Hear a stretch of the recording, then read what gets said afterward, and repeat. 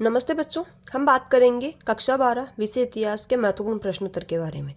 यानी कि आप ईयरली की दृष्टि से मैंने इसमें बहुत ही इंपॉर्टेंट क्वेश्चन डाले हैं और कुछ डिटेल भी डाली है, तो उसके बारे में अपन बात करेंगे। पहला क्वेश्चन अपना, हड़प्पा सभ्यता के नगर मोहनजोदड़ो की विशेषताओं का वर्णन कीजिए। यानी कि मोहनजोदड़ो की क्या क्या विशेषताएं हैं, ये मैंने कई बार अच्छे से पढ़ा रखा है आपको, तो एक बार सिंपल बता रही हूँ। मोहनजोदड़ो के प्रत्येक नगर को कितने भागों में बांटा है? 2 भागों में बांटा है, जिसका एक तो दुर्ग कहलाता है और दूसरा भाग निचला शहर कहलाता है। कई भवनों को ऊंचे चबूतरों पर बनाया गया है, जो किसका कार्य करते हैं? नींव का कार्य करते हैं। नीचे चबूतरे किसका कार्य कर रहे हैं? नींव का कार्य। ईंटें एक निश्चित अनुपात में, यानी कि अनुपात आपको पता है 4:2:1 के अनुपात में होती है। मोहनजोदड़ो में नियोजित जल निकासी प्रणाली, इसके बारे में पता है।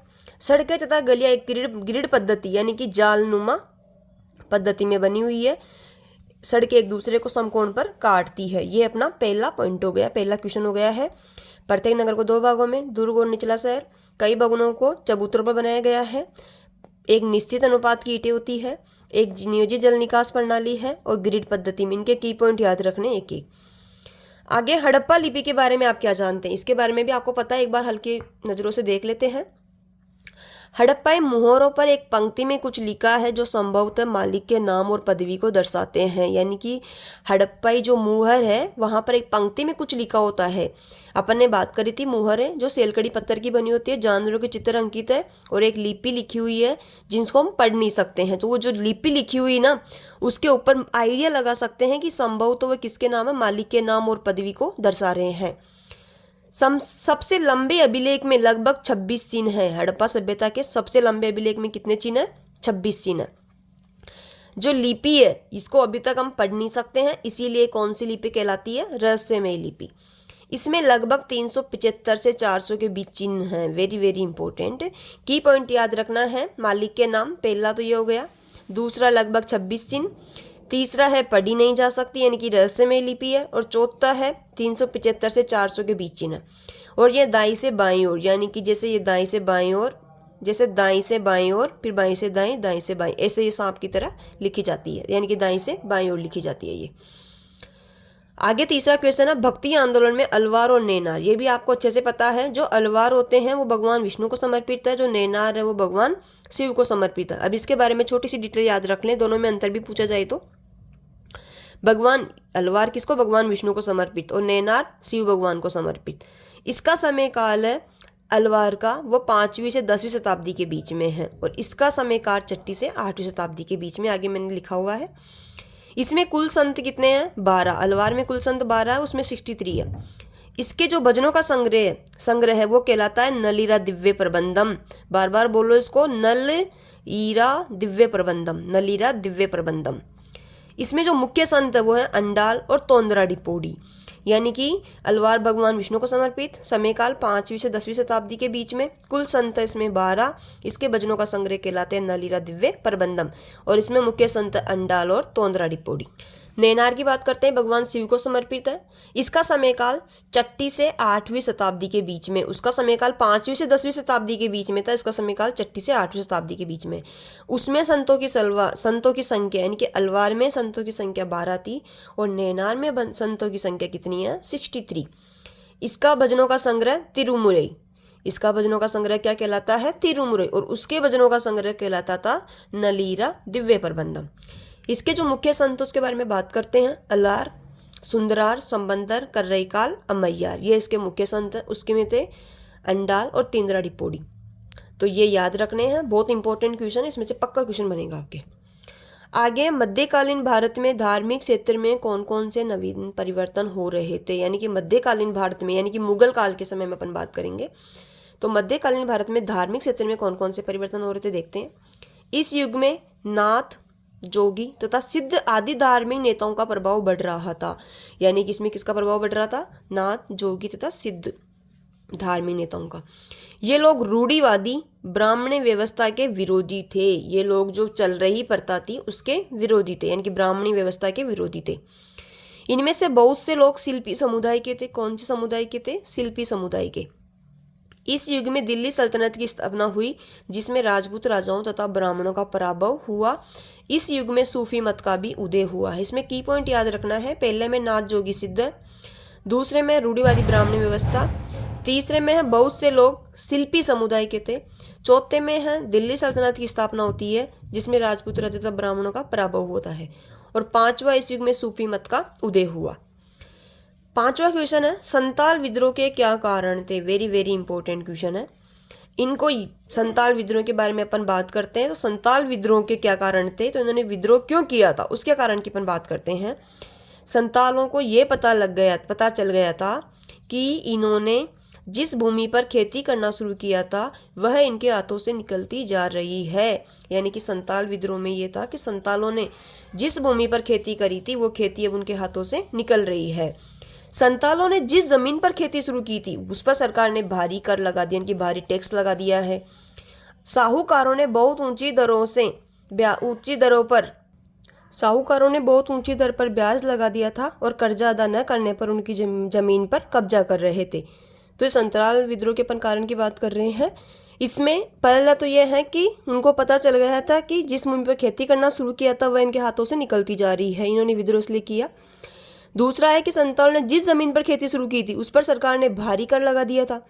तीसरा है साहूकारों ने बहुत ऊंची दर पर ब्याज लगा दिया था और कर्जा अदा न करने पर उनकी जमीन पर कब्जा कर रहे थे। तो ये तीनों कारण हैं इनके विद्रोह करने के।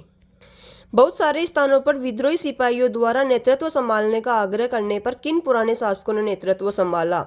यानी कि जब 1857 की क्रांति चल रही होती है और विद्रोही जब वहाँ पहुँचते हैं, जैसे दिल्ली गए, तो दिल्ली में जो उस समय जो मुगल सम्राट था बहादुर शाह जफर, तो इसको नेतृत्व करने के लिए बाध्य किया। दिल्ली में मुगल सम्राट बहादुर शाह जफर से विद्रोहियों ने नेतृत्व करने की दरख्वास्त की जिसे मुगल सम्राट ने मजबूर में स्वीकार कर लिया। दूसरा है कानपुर में नाना साहब ने, यानी कि अपने को ये याद रखना है कि दिल्ली के अंदर तो बहादुर शाह जफर था। दूसरा अगर बात करते हैं कानपुर में, तो कानपुर में कौन था, नाना साहब, ये भी इंपॉर्टेंट है, कानपुर में नाना साहब थे। झांसी में रानी लक्ष्मीबाई थे और लखनऊ अवध में नवाब वाजिद अली साहब के युवा बेटे बिरजिस कद्दर ने नेतृत्व किया था। तो ये चारों चीजें अपने को याद रखनी है। इसी में आगे वाला प्रश्न है जैन धर्म की महत्वपूर्ण शिक्षाएं, यानी कि जैन धर्म की महत्वपूर्ण शिक्षाएं कौन कौन सी थी। तो जैन धर्म मानता था कि संपूर्ण विश्व कैसा है, प्राणवान है, यानी कि पत्थर चट्टान जल सभी में जीव होता है। जीवों के प्रति अहिंसा जैन दर्शन का केंद्र बिंदु था, यानी कि जीवों के प्रति अहिंसा ही जैन धर्म का केंद्र बिंदु, किसी भी जीव को मारना नहीं चाहते थे। जैन धर्म के अनुसार इंसानों, जानवरों, पेड़ पौधों, कीड़े मकोड़ों आदि की हत्या नहीं करनी चाहिए। जैन धर्म के अनुसार जन्म और पुनर्जन्म का चक्र कर्म के द्वारा निर्धारित होता है।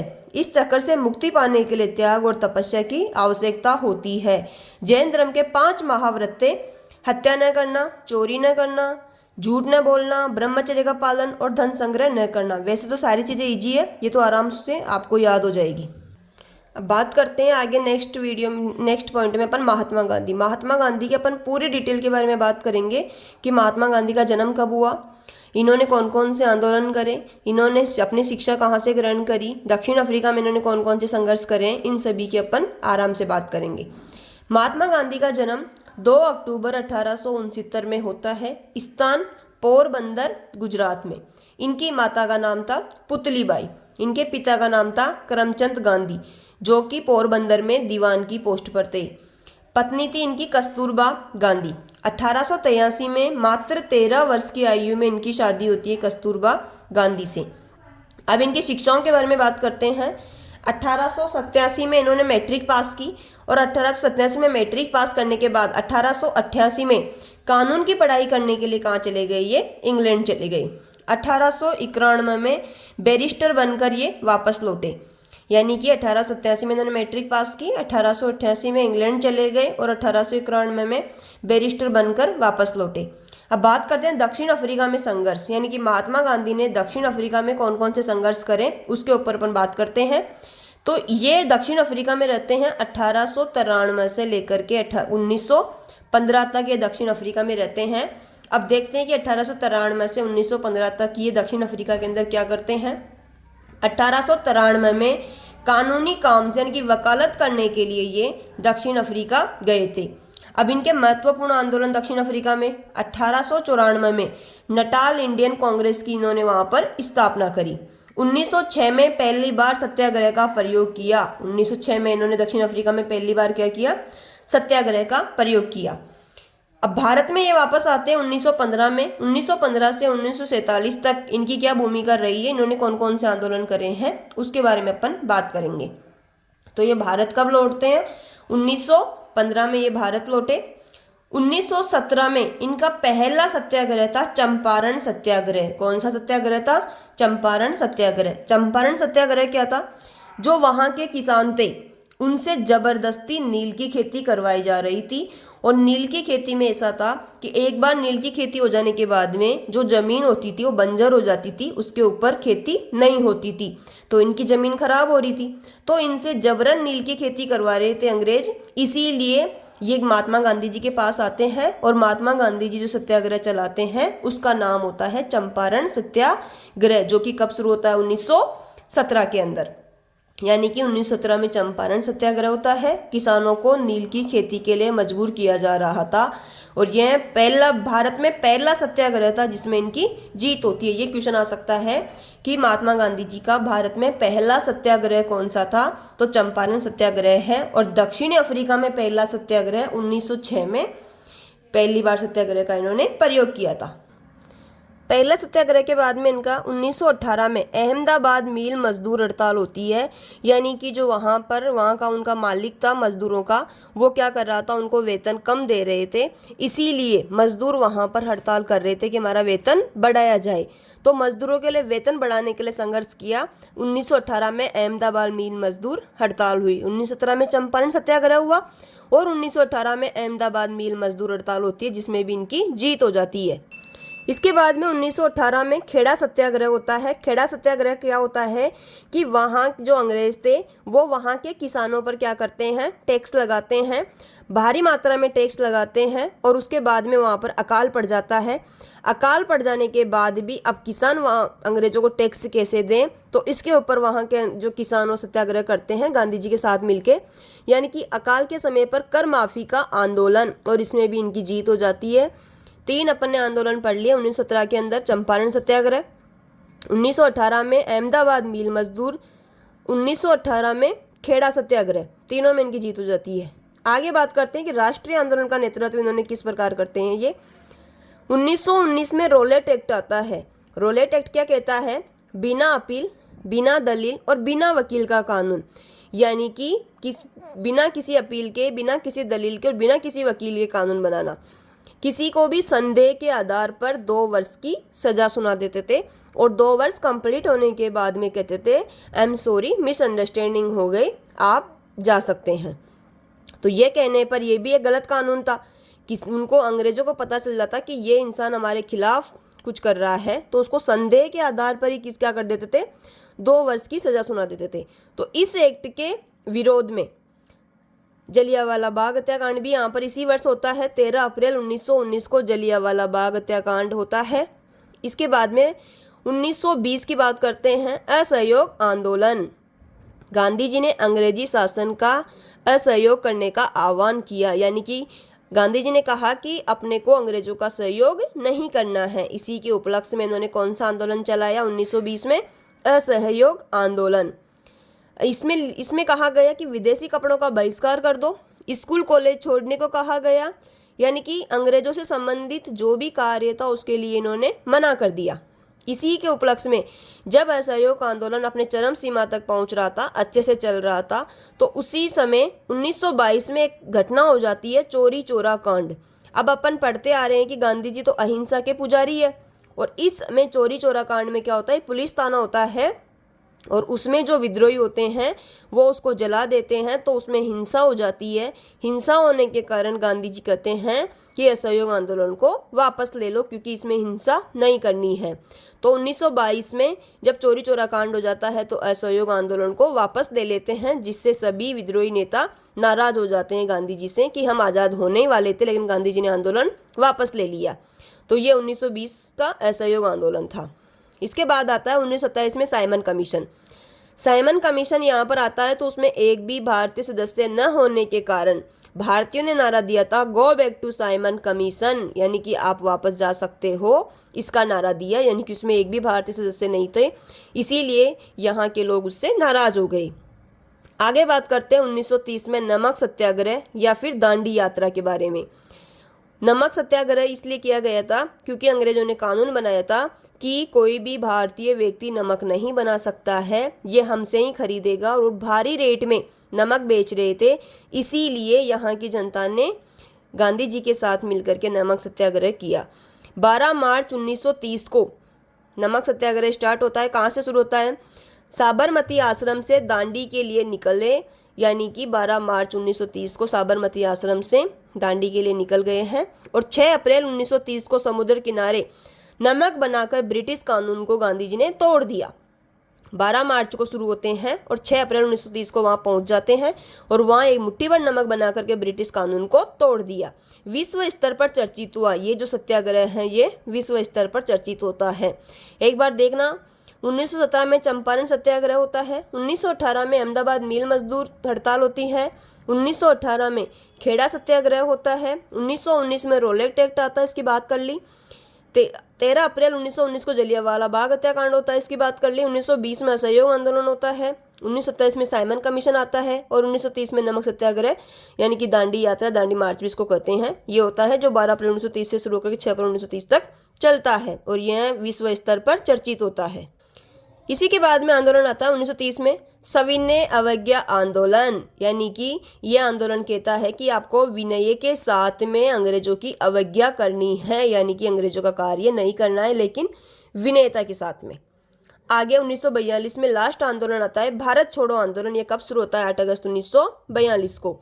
और ये आंदोलन क्या कहता है? करो या मरो का इसमें गांधी जी नारा देते हैं, और लास्ट में 1948 में गांधी जी की मृत्यु हो जाती है। अब बात करते हैं गांधीवादी विचारधारा। अगर क्वेश्चन आ जाए गांधीवादी विचारधारा के बारे में तो इसमें सत्य, अहिंसा, सत्याग्रह, सादगी और स्वदेशी, ये कहते थे कि स्वदेशी चीज़ें ही अपने को इस्तेमाल करनी चाहिए। और गांधी जी की मृत्यु हो जाती है 30 जनवरी 1948 में। नाथूराम गोडसे ने गोली मारकर इनकी हत्या कर देते हैं। एक बार और गांधी जी के डेट याद रखने हैं, संक्षिप्त में मैंने सब कुछ लिखा है, इनको भी आप एक बार अच्छे से देख लीजिएगा। 1869 में इनका जन्म होता है, 1888 में इंग्लैंड जाते हैं, 1887 में इनकी शादी होती है कस्तूरबा के साथ में, 1893 में दक्षिण अफ्रीका जाते हैं एक वकालत करने के लिए, 1906 में दक्षिण अफ्रीका में पहला सत्याग्रह चलाते हैं, 1915 में भारत लौटते हैं, 1917 में चंपारण सत्याग्रह करते हैं जो कि नील की खेती जबरन करवाई जा रही थी उसके उपलक्ष्य में होते हैं। 1918 में अहमदाबाद मिल मजदूर हड़ताल होती है जो वेतन बढ़ाने के लिए होती है। उनको वेतन कम दिया जा रहा था तो कह रहे थे कि हमारा वेतन बढ़ाया जाए, और इसी के साथ में 1918 में ही खेड़ा सत्याग्रह होता है क्योंकि यहाँ पर अकाल पड़ने के बाद भी अंग्रेज उनसे टैक्स ले रहे थे उसके उपलक्ष्य में। 1919 में रोलेट एक्ट आता है। बिना अपील, बिना वकील और बिना दलील का कानून किसी को भी संदेह के आधार पर 2 वर्ष की सजा सुना देते थे, जिससे यहाँ के लोग नाराज हो गए और 2 वर्ष के बाद में कह देते थे आई एम सॉरी, मिसअंडरस्टैंडिंग हो गई, आप जा सकते हो। तो 2 वर्ष में तो उनका तो बहुत कुछ बिगड़ गया, तो इसी के उपलक्ष्य में इनका भी विरोध होता है। इसी के बाद में यहाँ पर अप्रैल 1919 में जलियांवाला बाग हत्याकांड होता है।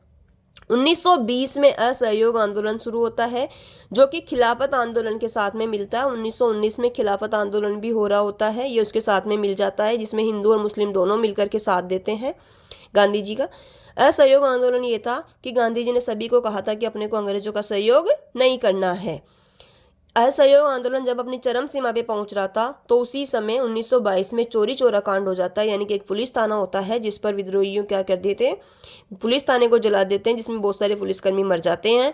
तो इससे हिंसा हो जाती है और गांधी जी अहिंसा के पुजारी थे, तो इन्होंने आंदोलन लेने के लिए वापस ले लिया, जिससे सभी लोग नाराज भी हो जाते हैं।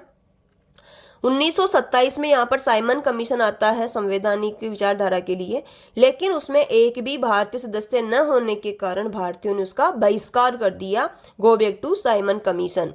इसके बाद 1930 में अपन नमक सत्याग्रह की बात करते हैं। अंग्रेजों ने कहा था कि आप नमक नहीं बना सकते हैं, आप सिर्फ खरीद सकते हैं। और वो बहुत ही भारी मात्रा में नमक बेच रहे थे, तब गांधी जी ने नमक सत्याग्रह, इसी को दांडी यात्रा भी कहते हैं, ये स्टार्ट किया और साबरमती आश्रम से दांडी तक जाकर के एक मुट्ठी भर नमक बना करके नमक कानून को तोड़ दिया। 1930 में सविनय अवज्ञा आंदोलन होते हैं। सविनय अवज्ञा आंदोलन यानी कि विनयता के साथ में अंग्रेजों की अवज्ञा करना। इसी समय गोलमेज सम्मेलन होते हैं 30, 31 और 32 को। प्रथम, द्वितीय, तृतीय गोलमेज सम्मेलन होते हैं 30, 31 और 32 को। 1942 में भारत छोड़ो आंदोलन होते हैं। 8 अगस्त 1942 को ये स्टार्ट होता है। इसमें नारा दिया जाता है करो या मरो का नारा। और लास्ट में 30 जनवरी 1948 में गांधी जी की मृत्यु हो जाती है। ये मैंने गांधी जी की पूरी डिटेल आपको बता दी है। एक और मैं वीडियो बनाऊंगी अब, जब तक आप इसको कंप्लीट देखना। इसके जो मैंने महत्वपूर्ण प्रश्न उत्तर दिए हैं उनको भी आप अच्छे से पढ़ना। और इसके बाद में मैं आपके 3 टॉपिक से संबंधित डिटेल वीडियो लेके आऊँगी, यानी कि एक ही वीडियो में जैसे मैंने महात्मा गांधी जी के बारे में पूरी चीज़ें बताई है, वैसे ही आपका एक वीडियो और बनाऊँगी मैं, जिसके अंदर महात्मा बुद्ध, महावीर स्वामी और 1857 की क्रांति के बारे में वीडियो बनाऊंगी। 3 पॉइंट और एक ये 4 मिल करके ये आपके अच्छे नंबरों से आपको पास करवाएंगे। चारों पॉइंटों को आपको अच्छे से देख लेना है। 3 पॉइंट का वीडियो में कल मॉर्निंग तक आपको अपलोड कर दूंगी। जब तक आप इसको पढ़ करके अच्छे समझना, और अगर कोई चीज़ समझ में नहीं आती है तो आप कमेंट में लिख करके मेरे से पूछ सकते हैं। धन्यवाद।